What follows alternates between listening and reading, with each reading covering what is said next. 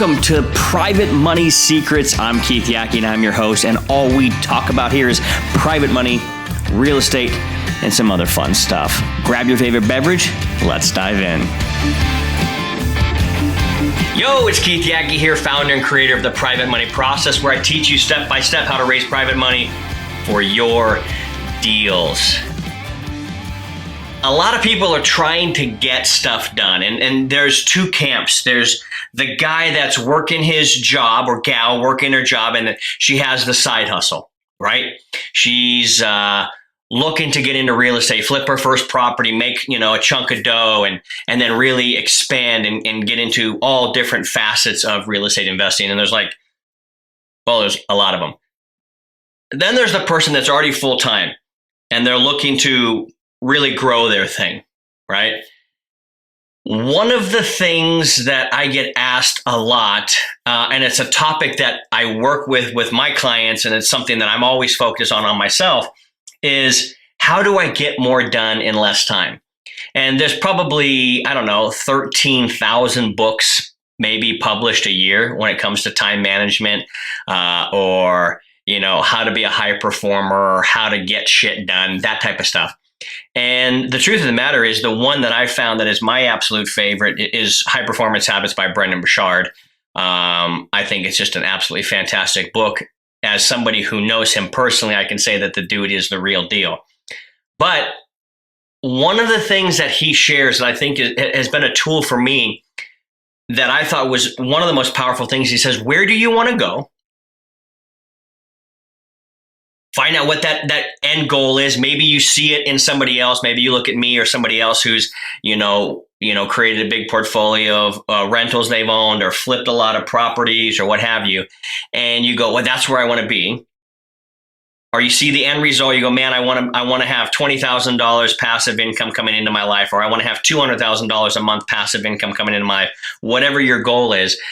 Then figure out what are the 5 steps. And this is a Brendon framework, and I so appreciate it. And it's really helped me a lot in my business. What are the 5 major steps that you have to do to get there? What are they? And list them out. And even better if you can interview people that have been there and say, what did you find were the 5 key things? Because I think a lot of people approach business and they're trying everything. They're like, I need to talk to this lead. I need to go to this person. I need to talk to that person. I need to do this. I need to blog. And blah, blah, blah. And there's like 17 things they're all trying to move and advance forward. But the truth is really only about 5 major things that you really need to do every single day to actually get the outcome that you want. And so I would highly encourage you. And I just did this, and it was just so valuable for me. But I just took a journal and I wrote down, okay, what are the things that I absolutely what are the things that really produce revenue in my business? What are the things that really move the needle massively forward for me? And you boil down, okay, well, what are those? It's going to be around 5. You might have a few more. There might be some other things that you want to try, or you're like, man, I'd like to do this, or hey, this may not move the needle massively forward, but it's kind of fun to do and I like doing it. But ultimately, that depends on the position you're in. If you're set up financially and you're kind of good, then you might do some things that are a little more fun. For those of you who are just like, hey, man, I got to get this thing rolling, focus on the 5 steps and become religiously obsessive about those steps. That's what you need to do. And I can tell you, my friends that I either surf with every day or hang out with or speak at conferences with, I can tell you that they're honed in on 3, 4, 5 things max, and they're absolutely obsessed with doing those things and cutting out everything else. They'll either just detach from it and say, we don't need to do that anymore, or they're going to delegate it to somebody else, but they will not let that stuff. And Brendon uses the percentage here is about 60%. Spend about 60% of your time on those 5 things. The other 40% is just going to be daily stuff that you're going to have to handle, whether it's bills or taxes or accounting or just some of the more boring, mundane bullshit stuff that none of us really like. But if you can spend 60% of your work on what he calls prolific quality output, which is those 5 boulders you want to move up a hill, 5 stepping stones across the creek, 5 hot things on your to-do list, whatever you want to call it. And people have called them different things, but whatever those 5 steps are, you become absolutely obsessed with doing those things and those things only. And that's going to require some discipline. First of all, it's going to require you discipline just to write down the things in your journal here. What do you have to do?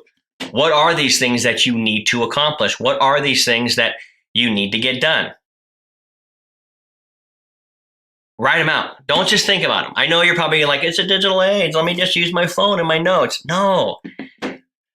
Pull out the old pen and paper and write everything down. And then you can see it right there in front of you, like, what are the 5 that if I was to do this, like, it has to be done? For example, in real estate, you have to make offers on properties. So either you're talking to wholesalers or you're talking to realtors. So talking to realtors and wholesalers is going to be a massive part for you to get able to make offers. If you are using some sort of a marketing campaign, direct mail or pay-per-click online, you're going to have to figure out either A, who to hire who's really amazing at that, or B, figure it out yourself, but make sure that that thing is going so it's producing leads for you to make offers on. So making offers kind of includes all of that bucket. The next bucket is, if you don't have any money, you're going to have to start talking to private investors, which means you have to find them. So you're either going to be doing local record searches and mailing to them, or you're going to be going to meetup groups, or you're going to be going down to the courthouse steps and seeing if you can meet somebody with money, or you're going to be asking brokers if they know other investors. But you need to get meetings with private investors. You have to be talking about private investors. So I like to break those things down as finding deals. And the middle one here is finding money. And the last one, when you actually do find the deal, you make an offer on, you close it either with other people's money or with your own. Now you got to manage the contractors. That's it.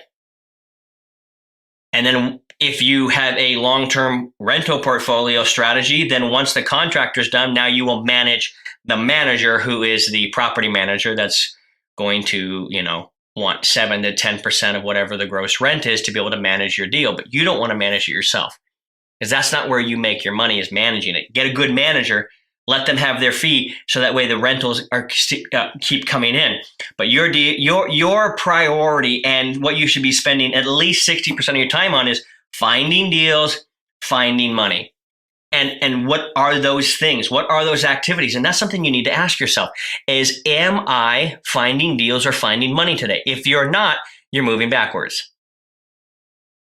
Just the way it is. So you need to think really clearly about this and what you're doing, because you can get caught up in everybody else's business. It still amazes me that social media is a thing because it's just so highly unproductive. Think about it. Let's just pause for a second. And I may shoot another video about this because it's just so crazy to me. And this video is getting a little longer than I'd like. But you're going to Instagram and you're saying, what does my feed want to feed me today? Isn't that weird? That we're just randomly letting somebody else just dictate what's going into our brain. Oh, so-and-so just had an interview for a nurse's assistant position, and here's the 3 things she learned. Do I really give a shit about that? Not really. But it becomes super interesting. Why? Because we haven't learned how to focus. That is another video as well. But what are the 5 things? Do those 5 things obsessively, cut everything else out basically, delegate everything else out to others so that way you're not being impugned by that time constraint, and get busy doing those 5 things until you get to where you go. Then reassess. What things do I need to stay to keep me here or to up-level me the next time? If you like this video, click the like button, share it with somebody else who you know, subscribe to this channel so that way you can watch the videos as they come out on a weekly basis. And other than that, go out there and let's crush it. Take care.